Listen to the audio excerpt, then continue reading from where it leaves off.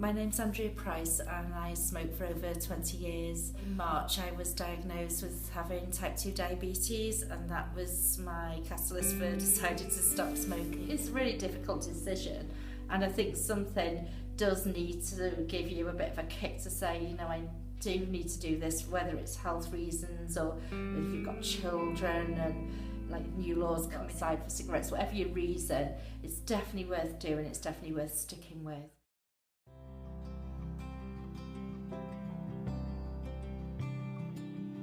I contacted the Stop Smoking Wales service for help and advice.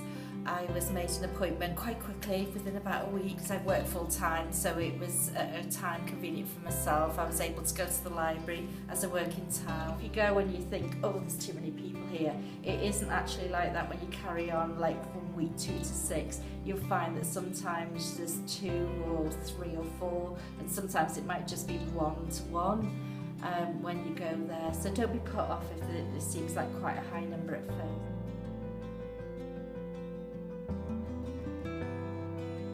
My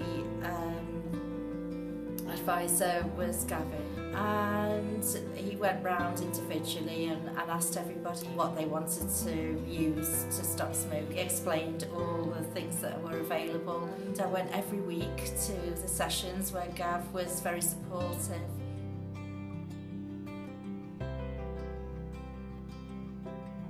It's definitely worth going. The group that I was in were lovely, really nice, really friendly, and everybody tries to encourage everybody else.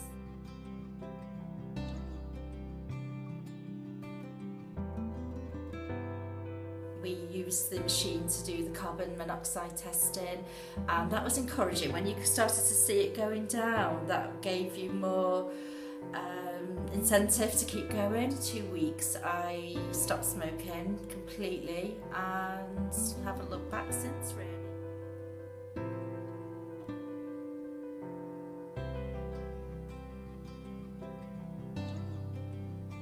After 6 weeks you stop going to the group, but your advisor usually says to you, if you're struggling, if you need help, just send me a text and I'll see if I can help you. So you're not completely cut off and on your own. Not smoking now in my life is it's quite amazing, really, the difference.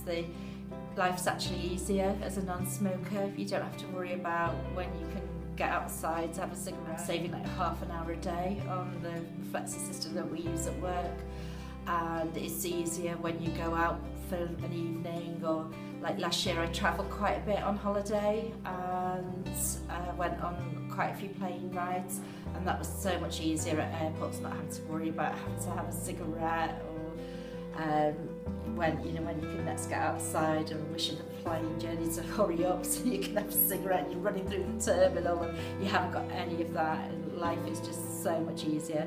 You notice that you're not smelling of it, plus the money you're saving as well, that's a bonus.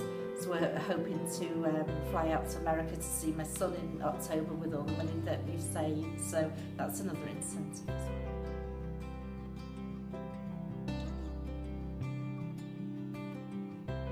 My granddaughter lives with me, so I don't have to worry about smoke near her, or having to stop the car and get out and go and have a cigarette.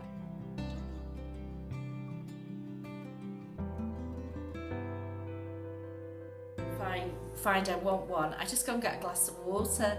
That action of putting something to your mouth, it seems to take it away, and you no longer need. It's definitely worth quitting.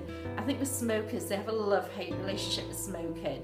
You do enjoy smoking when you're a smoker, but you're standing there thinking, oh, I hate this, I need to give it up. But on the other hand, you love reason. It's definitely worth doing, it's definitely worth sticking with. And the Stop Smoking service, it gives you a really good base, it gives you some good advice and will help.